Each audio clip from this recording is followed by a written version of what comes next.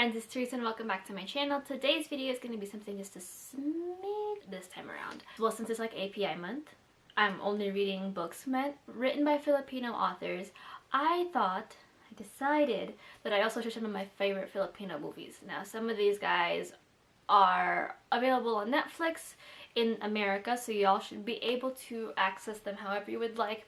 I think only one or two of them, well, the one definitely is not on Netflix because I have only seen that very legally. I don't know about the other one, but it was on Netflix last time I checked, like a year ago. But if it's not, I'll just throw it up on the screen here. Anyway, before we get into it, apologize because the Philippines loves their love teams. They love having couples that are couples in real life be couples in movies. So a lot of these casts of characters are going to be repeats. And that's just a lot of what's also on Netflix. So I've watched a lot of these because one, my dad went through a kick at the beginning of quarantine and watched all the Filipino movies, or at least the majority of them. And then now my boyfriend is going through a kick because he's trying to learn the language. So he's like, I'll understand it better if I can hear it in a more consistent manner. So like basically every movie night that we have, we're like, do you want to watch a Filipino movie? And he's like, yes, I have some on my list that I haven't seen yet. So let's get into it. The first one, actually the first I think four are actually ones that, some of them I think are rewatches for me because I watched them before I had met my boyfriend, but when we were in Zion, he wanted to watch Filipino movies while we were relaxing. So the first one is actually one that we watched, and that was new to both of us, and that is The Hows of Us. I'm pretty sure a lot of these guys are directed by Cathy Molina Garcia, which like her talent for directing some of these like really good films is like top tier, and like I'm sure I don't know how well she is outside of the movies that I have seen, but the movies that I have seen her, like I'm very content and very happy with how everything's kind of played out in all the movies that I've seen that she has directed. So like if y'all are looking for a good kind of cute but also kind of emotional Filipino movie to watch, definitely recommend something by Cathy Molina Garcia has directed because that's good. This is a 2018 release directed by Cathy Molina Garcia, starring Catherine Bernardo and Daniel Padilla. I don't know, I want to say it like Spanish Padilla, like Padilla, but I've heard my parents say Padilla, so but I don't know. But this is about a young couple who met in high school, and as the years passed, they ended up staying at her great aunt's home, like her family home. But however, as you know, they grow as a couple, things don't always work out in terms of dreams, and they soon find out that, like, you know, love can only carry them so far. And now we're coming back to them having returned back to this childhood home where they both have ownership to the home, and they're trying to figure out how to make the situation work, but also accept the fact that they have to sell this home that they fell in love in and fell out of love in. This was actually a very emotional watch. I don't think I cried during this one, but it was so good, and I think it really kind of, aside from the ending, it does exemplify the idea of like how love starts and how it continues and how most of the times it ends. And you know, like Filipinos have this very idealistic version of love where like you do, like I can't spoil it, but it's a very idealistic thing where like no matter what, you always get a happy ending. And I really like this one. I feel like it shows kind of the whole like trope of like crappy man, like a good guy who kind of falls on his knee, like falls down and can't really pick himself back up and kind of drags the girl along. And the girl picks herself back up after the situation and kind of makes the situation better for herself, but the man, who kind of realizes where he's in, comes back and tries to actively make a positive change and show her that I have changed, and like while I still have these feelings for you and would like to continue a relationship, it's kind of up to you. I enjoyed this, like you know, it is how it is, but I think that this one has a really nice way of like having that active participant of the man showing up and being like, I have changed and I'm willing to show you the ways that I have changed and show you that I will be better in the future should this opportunity, if you give me a second chance, present itself. Sometimes I feel like in certain Filipino movies you don't really get the like full on like, oh yeah, this is this is like, I have changed. You just kind of have to like get them to apologize, and that's about it. But I highly recommend this one. Definitely like one of my favorites that I've seen so far. It's cute and it's sad, and it's a very grown-up kind of like love story, I want to say. The next one is actually a personal favorite of mine. I rewatched this while my boyfriend and I were on a trip, and like I fell asleep because when I rewatch movies, I fall asleep. But that is Between Maybes. This is directed by Jason Paulahamana. I don't know how to pronounce the X in Tagalog, so apologies. This one has Julia Barreto and Harold Anderson. My accent comes and goes, it's fine. This is about a young kind of has-been actress who wants to kind of branch out, and she doesn't really know what she wants stay with her career, but her parents are forcing her to stay within this limited acting sphere. So as an act of rebellion, she runs away to Japan and runs into this Filipino young man who is currently living in Japan.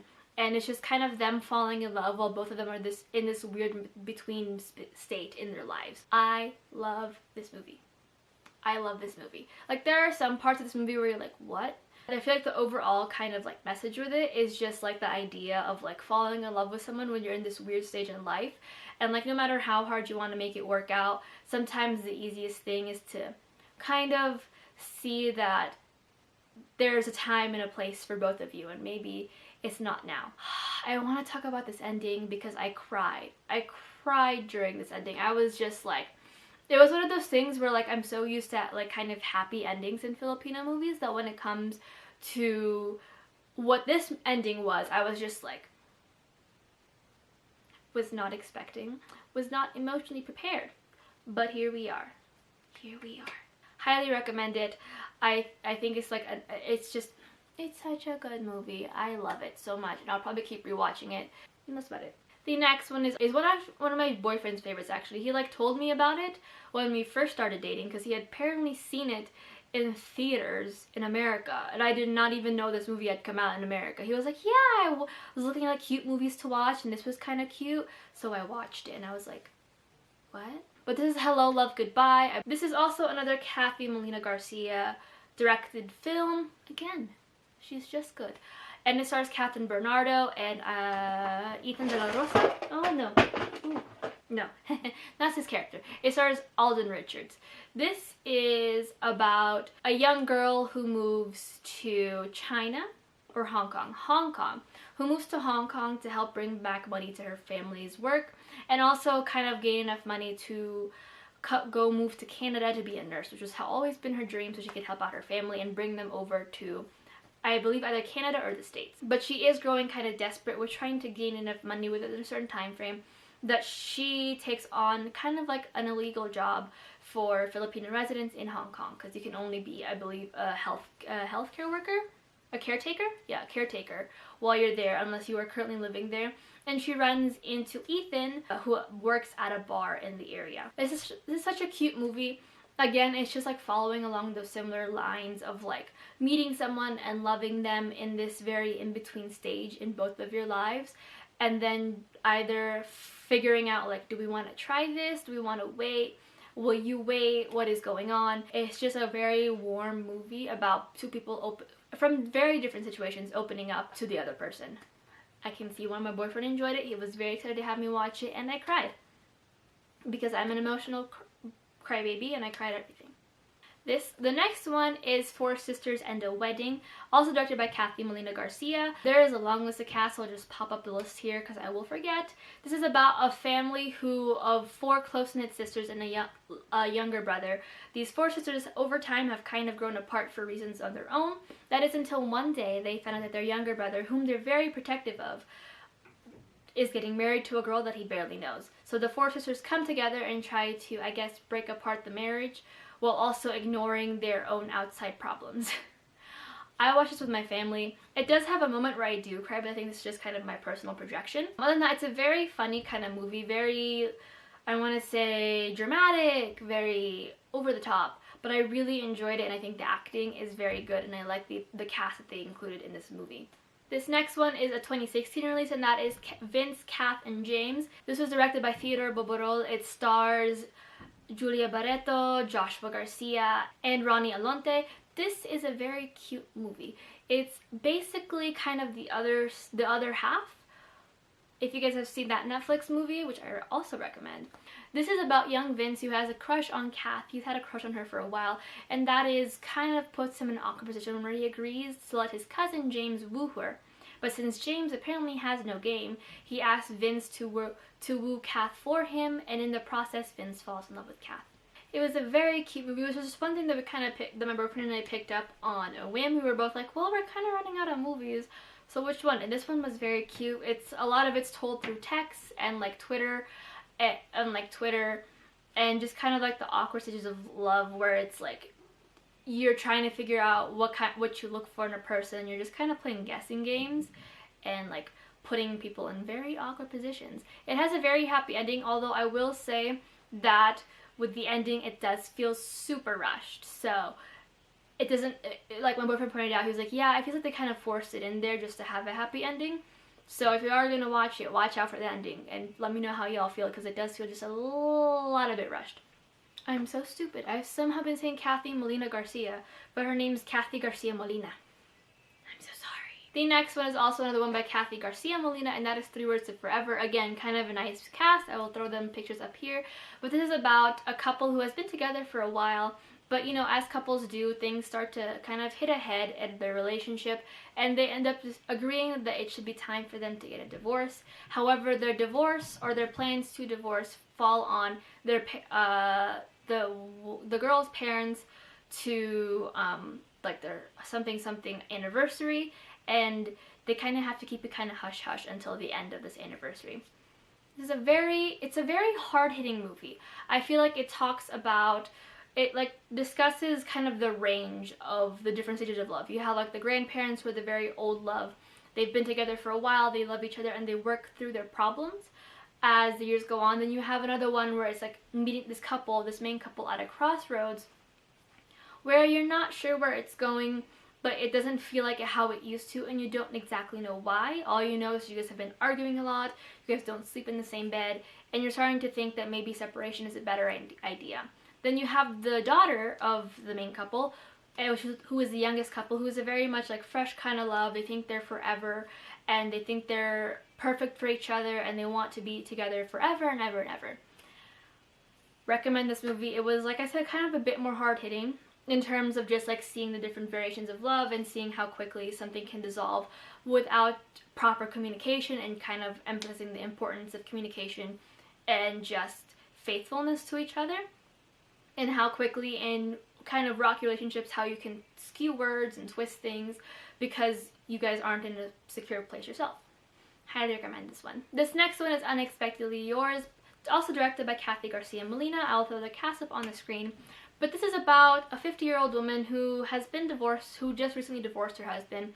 And on her 50th birthday, she ends up getting really drunk and finds herself in the arms of a different man. Whether or not they did something that night is still up for debate.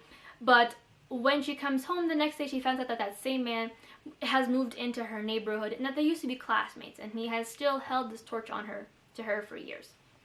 It was such a cute movie. It's a very cute movie, and it kind of dives into the very many layers that tends to happen for a lot of Filipino women, where they feel like they have to fit a certain mold to make the people around them happy, without realizing they've actually made themselves pretty miserable in the process. I love this movie. I highly recommend it. I think the cast did a wonderful job of showing what it's like to be at a more mature stage in their life while trying to navigate this weird kind of like fresh love that everyone's feeling. This next one is a bit of a sillier movie, but it's still very cute, and that is I Love You to the Stars and Back. This is directed by, oh my god, I'm so bad with names today, Antoinette Jadone. This stars Julia Barreto and Joshua Garcia, probably at the height of their like relationship, because they did star in a couple of films during their 2-year relationship. This is about a young girl who believes in aliens, and after she hears some pretty upsetting news to her about her family life, she decides to run away and get abducted by aliens at the top of a mountain, whose name I'm forgetting, but I'll throw it on the screen if I remember. And then she ends up running into this young man who has a terminal illness, and as they kind of go on this weird ragtag road trip together, they find themselves in a short span falling in love with each other. I cried. Like, I really like this movie in the sense that it started out pretty silly, but it does discuss some pretty heavy topics about just like the difficulties of family and the difficulties of sickness and illness, and how we kind of cope through all of that and what we do to cope through these difficult times. I cried at a lot of this situation because it was very unexpected. It wasn't like tears leaking, it was like sobbing, and my boyfriend was just kind of sitting there like, did not expect this reaction from her. So she says she's gonna be okay, but we're just gonna hug her until she stops crying and wants to talk about it. But it's such a cute movie, and I think that, again, it's one of those instances where like these people fall in love and like in a short time they get to know all of their flaws and all of the good things about them, and then decide whether or not they will be a good fit in this current moment, or if there should be enough room for them to grow as people before they come back together. Highly recommend this one. It was such a mess of a movie, but in a good way. This one is one that I was actually pretty excited for because it was the first kind of like lesbian romance from the Philippines that I had seen, and that was Baka Bukas, which in English it means maybe tomorrow. I don't know if that translation's changed with the slang, but my understanding is it's maybe tomorrow. This was directed by Samantha Lee, and it stars Jasmine Lee Curtis. This is about a young girl who is like trying to pitch her own TV show idea, and like this is what she wants. But in the process, she falls in love with her best friend and has been secretly in love with her for years. And it's about them trying to navigate this weird experience that both of them are in, and trying to navigate very much, not even internalize, the very homophobic culture that is in the Philippines today. I think I need to give this one a rewatch just because I think it was like the first Filipino movie I had seen since I was an itty bitty child. I was like, this came out in 2016, so I was like 20 by the time this came out, so I didn't have like a super strong attachment to it.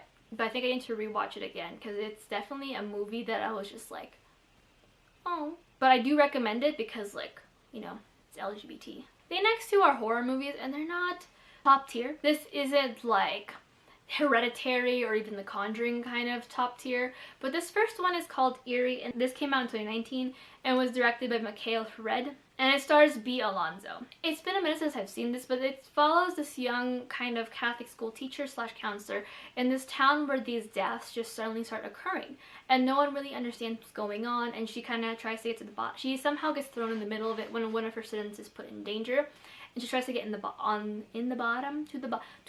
of things. It's a good movie. I'm still a little bit like unsure about how I feel about the ending, but I think in terms of a Filipino movie, it did well of like building up the problem and like solidifying the relationships between the characters and all this fun stuff. I feel like with some Filipino movies, it's not that built up. Like I saw Pagpag. Oh my god, my accent shot. Pagpag 9 Lives or something with my boyfriend and his roommates last week, and it was something. But this one I feel like it has a nice build up, and I really enjoy it, and I probably will rewatch. I just need to understand how I feel about the ending.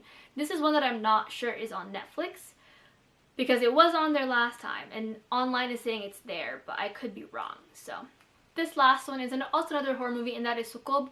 This is directed by Chito Estronio. So it follows a Filipino superstition where if a relative gets married or dies, you cannot get married within that year, or else your marriage will also have some pretty bad luck surrounding it. I really like this primarily on the aspect of the superstition, just because it was focused solely on this one superstition, and you kind of have to piece together exactly what's going on between these two separate couples. Highly recommend it. It's not like, I don't remember it being super creepy, but it has been a minute since I've seen it, so I could be very wrong. But I like this movie nonetheless. I recommend it. It's a very interesting take on superstitions, and I would like to see more horror movies centered around Filipino superstitions because Lord knows we have a lot. But that is it for my favorite Filipino movies. I am going to plan to add more to this list. Right now, I'm very limited to Netflix.